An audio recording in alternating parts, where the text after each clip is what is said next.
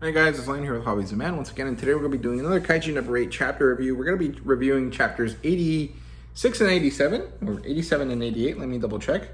Yeah, 86 and 87 together, and the reason is because, one, I forgot that I needed to do a review for this, and two, when I read the chapter, I was like, okay, well, chapter 86 doesn't really have too much going on because it's mostly like a flashback scene that's mostly just action.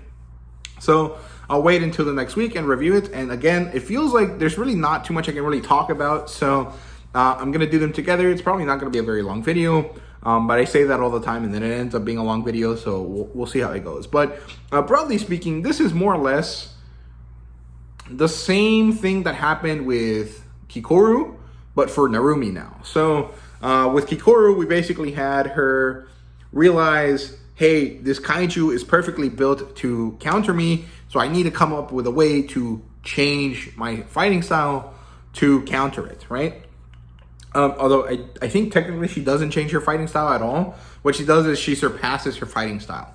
And so Narumi has to do the same thing. However, there's a kind of added situation here where Narumi was the star pupil of the Japanese Defense Force, the Kaiju Defense Force. However, even though he worked under Isao, Isao was never impressed with him. He didn't do anything special. In fact, Isao beat him and then was like, I don't need officers that are incompetent. And so they lit a fire under Narumi's butt, and that made him try. And he, did result. He got results, but nothing impressed Isao. And so Narumi was chasing after this guy all his life, and then, well, you know what happened in the story, he dies, and Narumi's upset that, this guy quit while he was ahead, basically.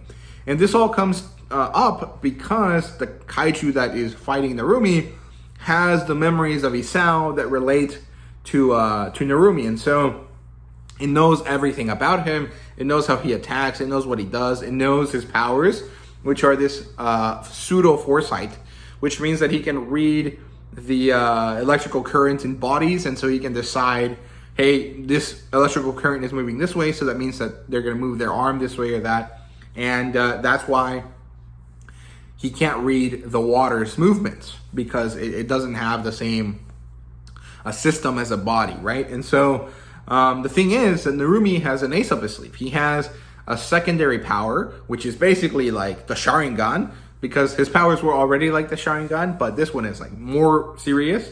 And we get to see this really cool color spread in chapter 87, where his eyes glow this kind of like pinkish color, and we also see that he has eyes all over his number 1 suit. And then it changes to a different color, this kind of like green color, I think, or maybe it was green and then it turns pink. No, I think it was pink and then it turns green. And his eyes change color, and he now has a higher perception.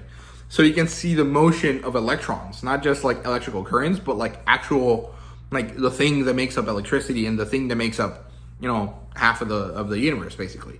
And so he can see the movement, and so now he can track water, he can track the kaiju, he can detect what's going to happen immediately after, and actually see a little bit even beyond that. It's almost like he has observation hockey, and it's really, really cool. And then, the kaiju's like, where the hell did this come from? This was not in the memories.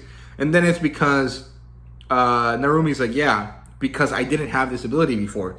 And because this ability is not the kaiju's ability, it's my ability. I made it happen through connecting with this kaiju and then developing its skills beyond what it had naturally. And so it's really, really cool. It's really interesting. We get to see this cool spread of this giant kaiju that kind of has like bull horns and eyes all over its body. Kind of like the guy from Yu Yu Hakusho, actually, or like Danzo from Naruto. And we get to see Narumi sitting on its head, and it's really, really cool.